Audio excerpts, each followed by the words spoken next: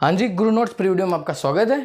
तो गुरु नोट्स एक ऐसा एप्लीकेशन है जिस पर आपको फ्री में नोट्स मिले हुए हैं और एक सीक्वेंस से हर एक एग्जाम से रिलेटेड मिले हुए हैं।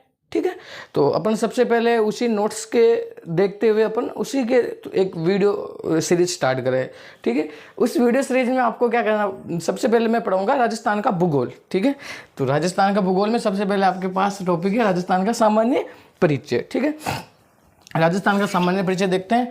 तो इसमें सबसे पहले बात आती है कि भाई राजस्थान शब्द का पहले भी कभी प्रयोग हुआ था या फिर ऐसे उठ के आए और राजस्थान शब्द को बोल दिया कि भाई ये राजस्थान है अपना। ठीक है, ऐसा तो हुआ नहीं था। तो सबसे पहले सर्वप्रथम आपके ऋग्वेद के अंदर सबसे प्राचीनतम वेद है ये, और ऋग्वेद के अंदर राजस्थान को क्या बताया गया था, ब्रह्मव्रत बताया गया था।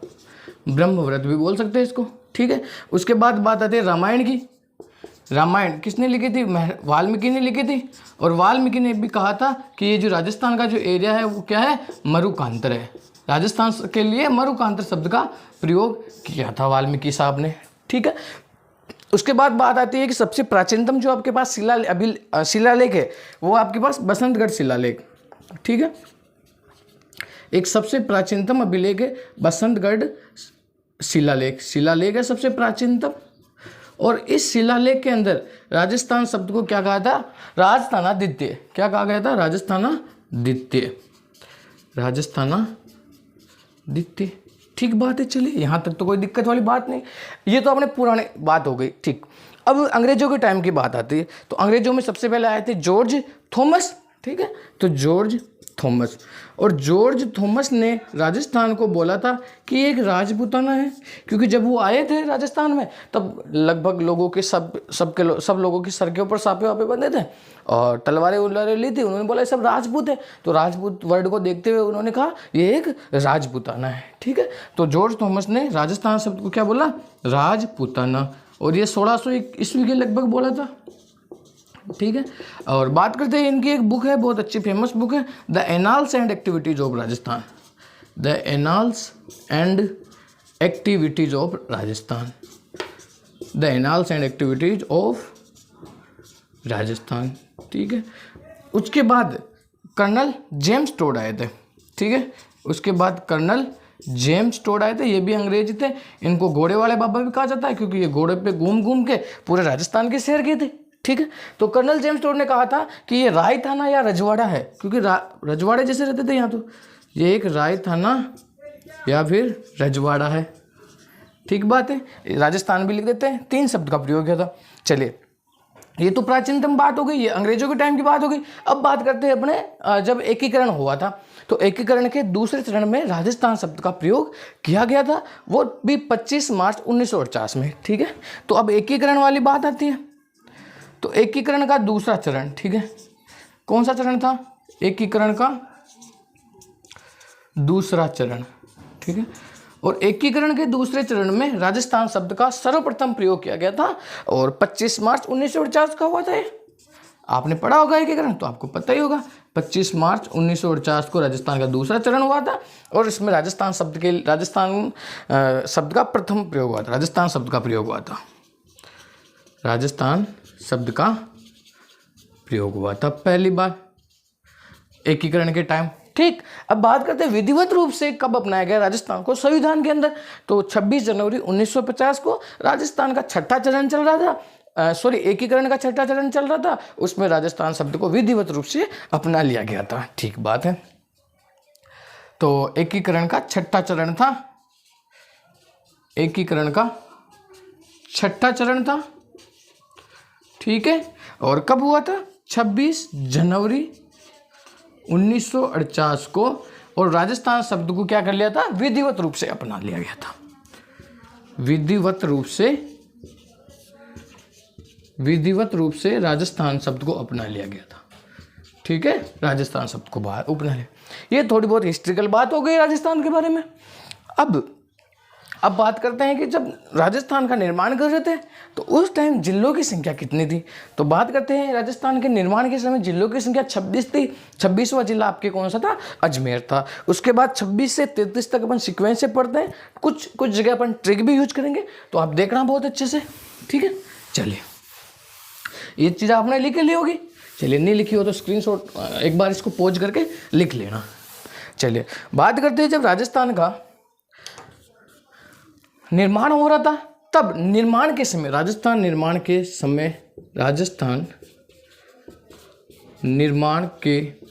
समय जिलों की संख्या कितनी थी? जिलों की संख्या थी 26 और 26वां जिला कौन सा था? अजमेर था। 26वां जिला कौन सा था? अजमेर था। अब बात करते हैं 27वां कौन सा था? 28, 29, 30, 31, 32 और 33। ठीक है, 27वां जिला कौन सा था? तो सबसे पहले सबसे छोटा जिला कौन सा है क्षेत्रफल की दृष्टि से? धौलपुर है। चलिए, तो 27वां जिला था आपके पास धौलपुर और 1982 को इसका निर्माण हुआ था। ठीक बात है। अब बात करते हैं 28, 29, 30। तो यहाँ एक चीज़ याद रखना आप, ट्रिक है बांदोरा। क्या भाई? बांदोरा।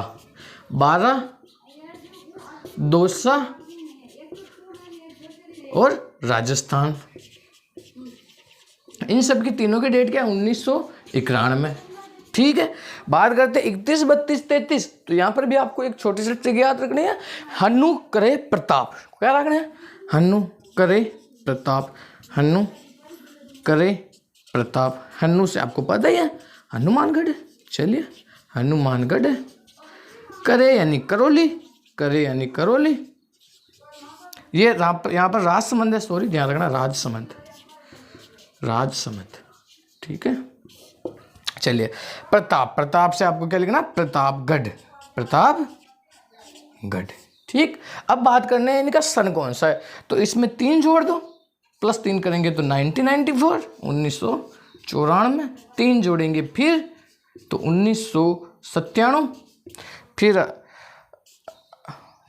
91, 94, 97 और 2008 हो जाएगा। आपको पता है 82, 91, 94, 97 और लास्ट में आपके पास क्या मिल जाएगा?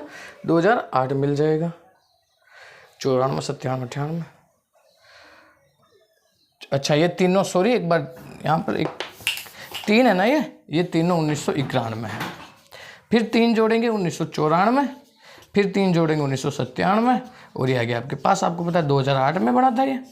ठीक है, यहाँ तक कोई दिक्कत वाली बात नहीं।